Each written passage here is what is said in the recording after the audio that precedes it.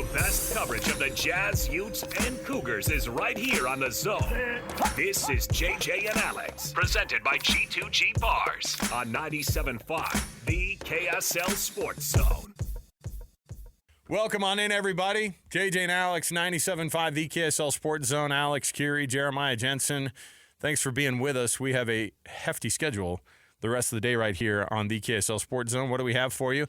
Well, this is the radio home of the Utah Jazz and the radio home of the Utah Hockey Club. You know what that means? Tons going on tonight because you've got Jazz in Toronto. You've got the Hockey Club in Chicago. That's a big Division I. And you're going to hear it all right here or stream it at KSLSports.com. So many ways for you to be able to dip in and get the best sports coverage right here for both the Jazz and the Hockey Club. Our program brought to you by G2G Bars. All natural ingredients and no preservatives make the G2G Bar the perfect protein bar. Let's jump in right now with the president of the Utah Hockey Club. He's Chris Armstrong joining us on the program. Busy schedule, obviously, because of the trade deadline today and just all the things going on with this team. Chris, thanks for being with us today. Great to be with you guys. I actually just finished a G2G bar, matter of fact. So there you go, right on brand. So you're fueled and ready to go for this interview. It needs a cup of milk sometimes afterward. It'll get you, but I love them, man. They're awesome. Good fuel. They're a great partner of ours too. Yeah, it's a great product. That's awesome. Let's talk about today, man. I mean, look, some trades happen. We're just like flabbergasted because we're so used to the NBA trade deadline that brings you a lot of rumors and a lot of like sources say, and this is happening, and you could see this maybe, and deals that have been done, but teams will never verify what's going on until, a couple days get into the works. And you guys already sent the list out. Everything's there. Let's start first with the extensions that happened a couple of days ago. How big of a deal is it to be able to extend the guys that were on that list? You think about your Alex Kerfoots, think about Ian Cole, obviously the big one with Vejmelka coming back for a long-term deal. That's a huge one. When you guys make these deals, how thoughtful were you in being able to make sure that those guys knew you wanted them to be a part of that future? Yeah, I think very important, and I think it sets the tone for the week and sort of what we see unfolding as far as our group is concerned. Those are important pieces for us. Veggie's a backstop has been a huge part of our success this year. Alex Kerfoot has played an instrumental role right from the transition of the majority of the group to Utah and being a leadership voice through that process and managing the interests of the players. Ian Cole, with his championship pedigree, has really brought an exceptional work ethic to our team and shows every night putting his body on the line what it takes to win. And then Oli Mata, just a consummate professional, stepped in here and provided an immediate solution for us to some of the injuries we were facing on the back end, and has been an exceptional player for us, an exceptional person in the locker room for us. So getting those pieces and telling our group that we believe that they can win together and that they're a key part of our effort to do that, I think is really important, especially, in a week and in a time like this, in the trade deadline where there's a lot of uncertainty that surrounds the lives of our professional athletes, that, we send the message that we believe in them and we think they can get it done. Veggie showed just how important he is last night. He stops 38 of 40 shots. It was just an unbelievable performance. Did you guys expect this from him this year? And if not, like, what? How big of a surprise has he been, or what is it that's allowed him to be this good and to earn this kind of a contract? Yeah, Veggie's work ethic, his confident demeanor. We've had a belief for a number of years that Vejmelka has the ability to demonstrate what he's shown this year. That consistency, that desire to be the guy, to be able to play a big role in pressure-filled games and get the job done. That provides a tremendous amount of confidence for the players in front of him, knowing that he's back there to make the key saves. It gives us our ability to play to our strengths, and to dictate the pace of the game, knowing that he's there to bail them out. You've been on both sides of these deals now, obviously representing players for a long time, and now doing it from the team side of things and being able to watch that kind of back and forth before trade deadlines. Today's move, where you guys are looking at things and you say, okay, we're going to make some cap space here, and you get some names shifting around, but at the same time, it's really about making sure that you guys are living in that cap space. And how big of a deal is it to make what a lot of people consider minor deals, but for you guys, you go, this is all part of the setup?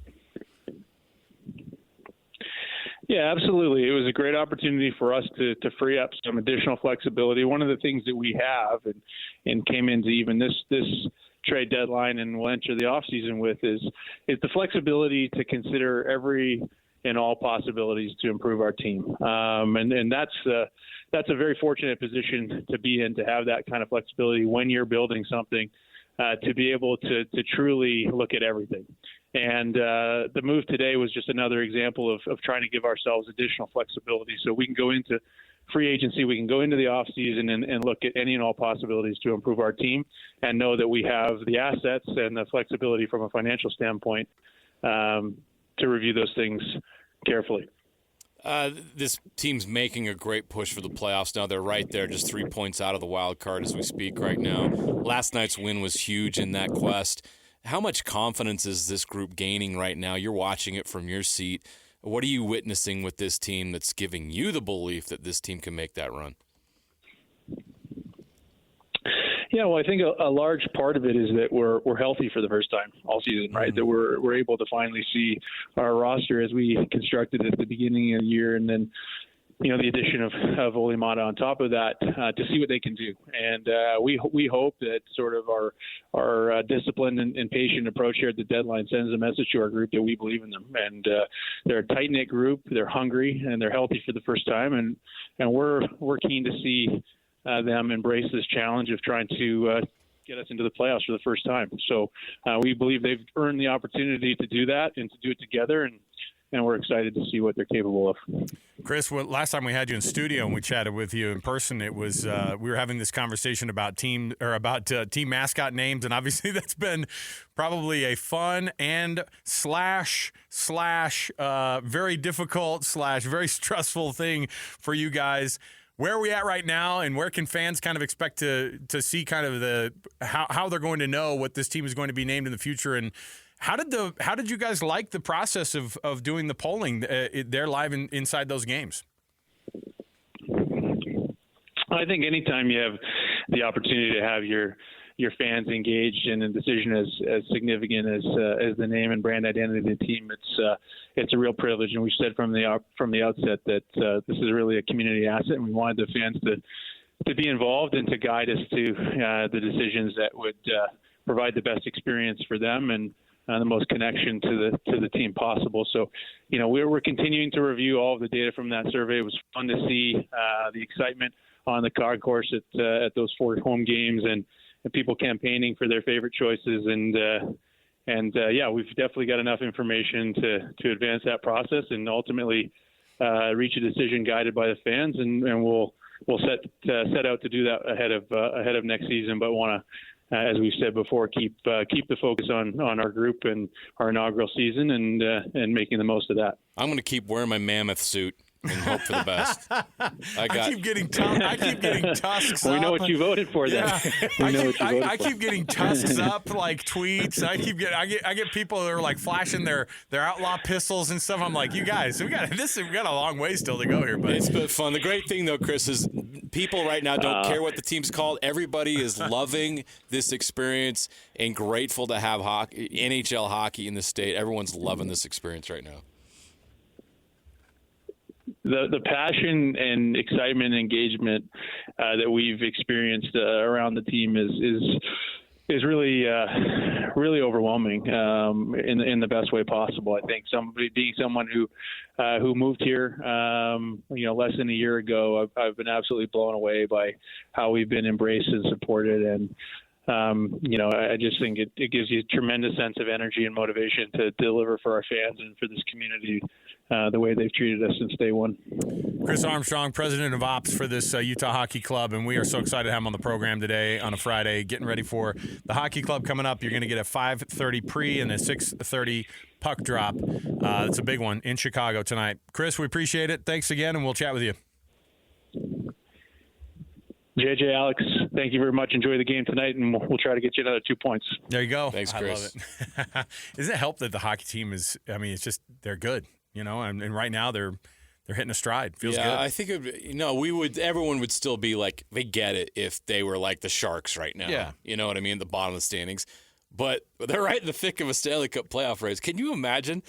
Not even winning a playoff round. But Right. actually having Stanley Cup playoff games here, year one, Settle down. my goodness. I will settle down. I won't speak of it Settle down. again Settle because I don't down. want to jinx it. But I love it. they're right there. They're 3 points out. It can happen.